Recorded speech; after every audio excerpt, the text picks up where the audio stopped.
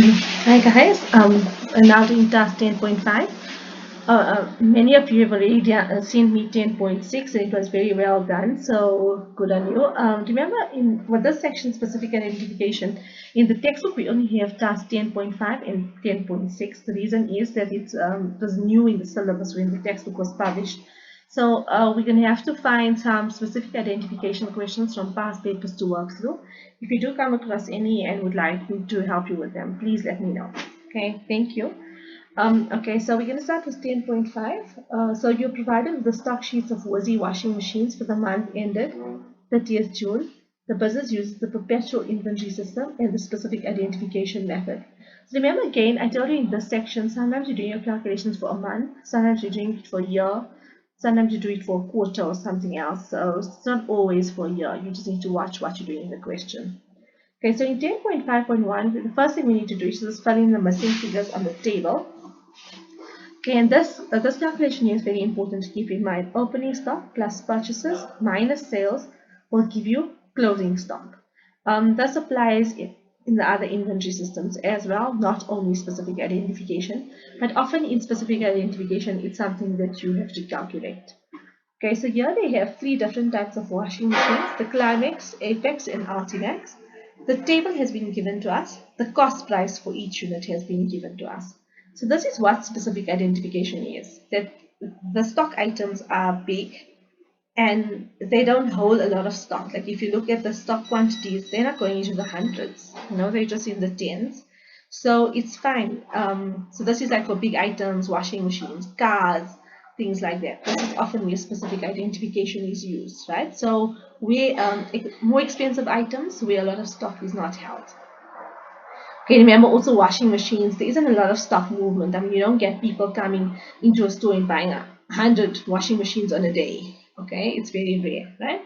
So that's where specific identification is best used. Okay, so basically in order to fill in the table, it's quite simple. Okay, for the Climax, the cost price is 3,000 and the stock on 1st June is 5 units. So what you have to do is say 5 times 3,000 to get the value of the stock on 1st of June. Then there were 20 units which were bought. So 20 at the cost price of 3,000 is 60,000. Then 18 units were sold. Now remember, sales happen not at cost price but at selling price. So they were sold at 4,800 and we get an answer of 86,400.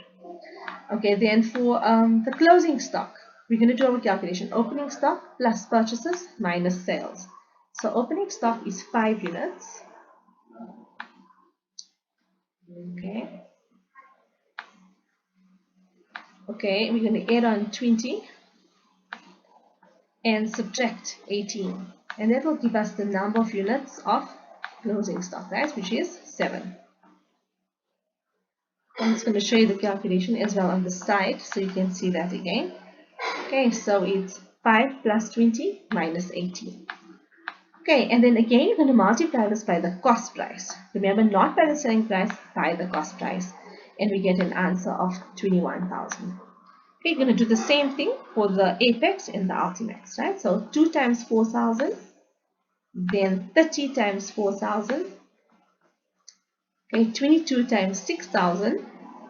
Okay, then we're going to take 2 plus 30 minus 22 to get our stock on hand.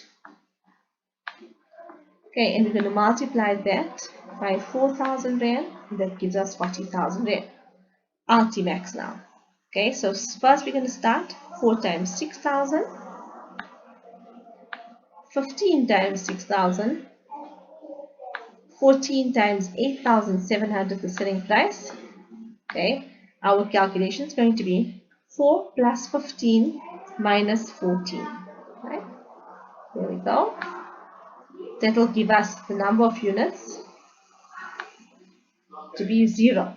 Okay, so that means that they have no closing stock. Sorry, no, I've done something wrong. 4 plus 15. Not 0, sorry. 4 plus 15 minus 14 is actually 90 minus 4 is 5 units, right? Okay, and 5 units times 6,000 Rand is 30,000. Okay, now to total up, we do not total the units because it's not going to really mean anything. We total the values. So we're going to total the stock, the purchases, the sales, and the stock value. Okay, so this is basically, this answer here is very important, 91,000, because that's the value of the closing stock at the end of the year. Okay, which we're going to use in our other calculations. In 10.5.2, the question asks you to prepare the trading stock account. But I would like us to change this to the periodic inventory system because that's what we're going to be dealing with. Okay, so we're not going to do the trading stock account and we're not going to use the perpetual inventory system like the question asks. We're doing it on the periodic inventory system and we're going to do calculations for cost of sales instead of a trading stock ledger account. Right? Now there's two ways of doing a calculation for cost of sales. I'm going to show you both. You can use whatever you like, but I would prefer the second method. Reason is, the second method is something you can use for different stock methods. And the first method, we can only really use it for the specific identification method. So under the first method that we can only use for the specific identification method, we're going to take the three, we have